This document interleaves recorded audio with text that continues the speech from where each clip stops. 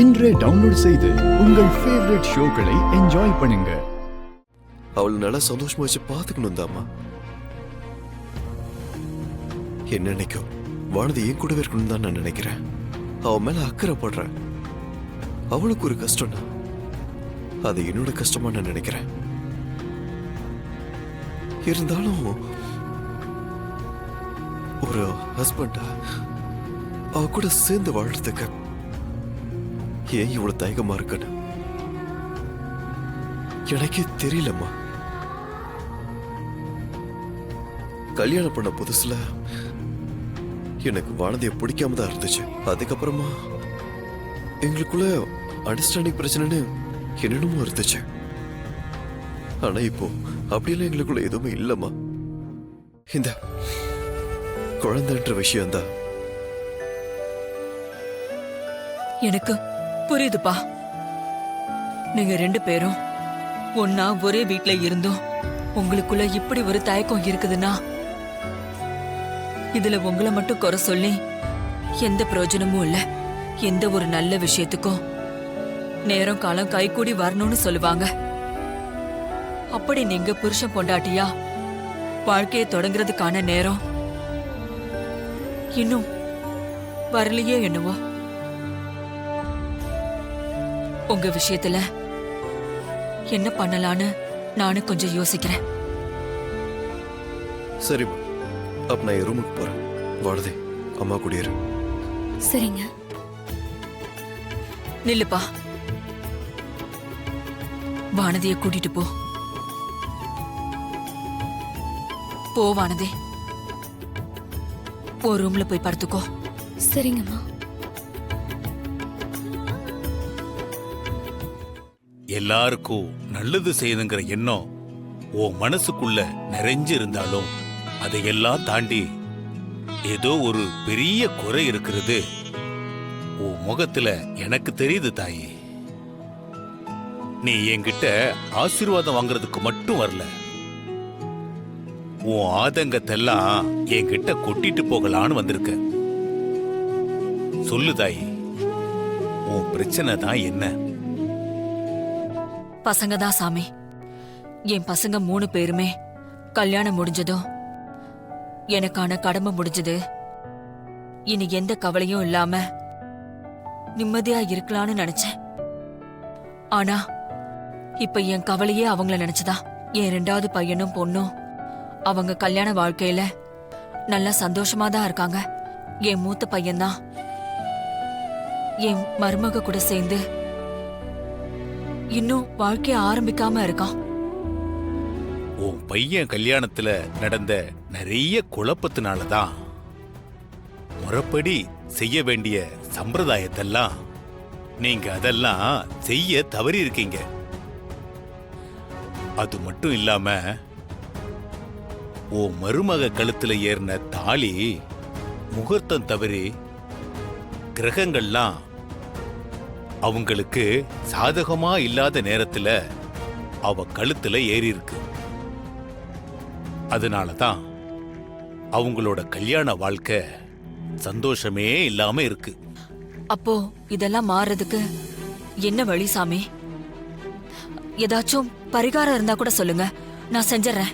பரிகாரம்னு பார்த்தா முறை தவறி நடந்த எல்லா விஷயத்தையும் திரும்பவும் நீங்க ஆரம்பத்திலிருந்து முறைப்படி நடத்துறது தான் ஒரே வழி. நீங்க என்ன செய்யணும்னு சொல்லுங்க சாமி. எல்லாத்தையும் குறையில்லாம செய்யறதுக்கு நான் ஏற்பாடு பண்றேன். நான் சொல்றத நீ கவனமா கேட்கணும் தாயி. சொல்லுங்க சாமி.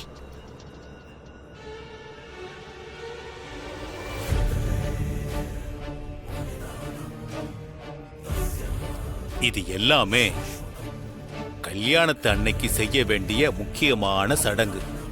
அப்புறம் இந்த சடங்குல ஏதாவது ஒண்ணு தடப்பட்டா கூட நீ நடத்துற இந்த மறு கல்யாணம் பலன் தராது. அதனால நான் சொன்னபடி சொன்ன நேரத்துல இந்த கல்யாணத்தை நடத்திடணும். அந்த முருகன் அருளால எல்லாம் நல்லபடியா நடக்கும். நீங்க சொல்ற மாதிரியே எல்லாமே செஞ்சிடறேன் சாமி. நல்லதே நடக்கும். இன்னைக்கு கோவில்ல பனவோல சாமியாருங்கிற சித்தரை சந்திச்சேன். ஆசீர்வாதம் வாங்கும்போது நம்ம குடும்பத்துல சில சடங்கு சம்பிரதாயங்களை முறைப்படி செய்யல, அதனாலதான் குடும்பத்துல ஏதாவது ஒரு பிரச்சனை வந்துகிட்டே இருக்குன்னு சொன்னாரு.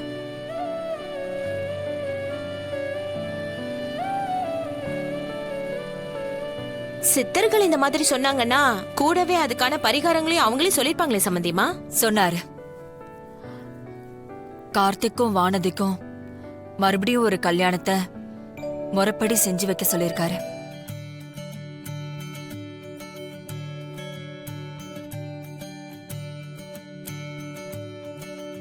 என்னம்மா காலையிலேயே காமெடி பண்ணிட்டு இருக்கீங்களா? அதே தாங்க மாப்ள, சம்பந்தியம்மா சொன்னதை கேட்டதும் எனக்கும் அப்படியே தாங்க தோணுச்சு. ஆ கார்த்திக், இந்த பொண்ணு பேரு என்னடா? வாங்கி பாரு. இந்தா.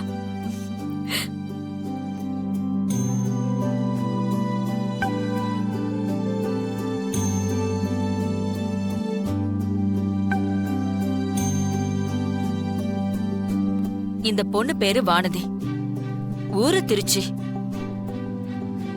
அப்பா பேரு சுந்தரமூர்த்தி, அம்மா பேரு அமுதா. அமுதா அமுதா. இப்போ நீங்க திருச்சியில இருக்கீங்க. கரெக்ட். கார்த்திக், இந்த பொண்ணை உனக்கு பிடிச்சிருக்கா?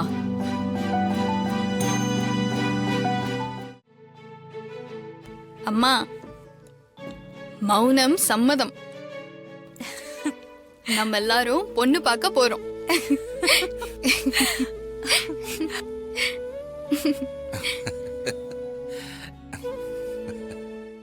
சாமி, இன்னைக்கு காலையில எங்க சம்பந்தி அம்மா சாமியார வந்து பார்த்தாங்களாம்.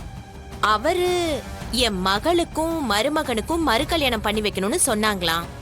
அவங்க ஏதோ ஒரு பதட்டத்துல முழுசா எதையுமே கேட்டுக்காம மொட்டை மொட்டையா கேட்டுட்டு வந்து சொன்னாங்க. இப்போ இந்த மறு கல்யாணம் எதுக்காக பண்ணணும்? அந்த சடங்கு சம்பிரதாயம், மாப்பிள்ளைக்கு செய்ய வேண்டிய சம்பிரதாயம், இதெல்லாம் எதுக்காக செய்யணும்னு தெரிஞ்சுக்கிட்டா எங்களுக்கு கொஞ்சம் வசதியா இருக்குங்க. ஏன்னா என்ன ஏதுன்னு முழுசா விவரம் தெரிஞ்சுக்கிட்டு செஞ்சோம்னா அதுக்கான பலனும் நல்லா கிடைக்கும் இல்லைங்களா? அதனாலதான் விவரம் கேட்டுட்டு போலான்னு நாங்க வந்தோம். எனக்கு புரியுதுமா. உங்க சம்பந்தி வந்து சாமி கிட்ட பேசினப்போ நானும் அங்கதான் இருந்தேன். ஆஹா. சாமி சொன்ன மறு கல்யாணம், மத்த சடங்கு சம்பிரதாயம் எல்லாம் உங்க மகளும் மருமகனும் கல்யாண வாழ்க்கையில சந்தோஷமா சேர்ந்து வாழ்றதுக்கு தான்.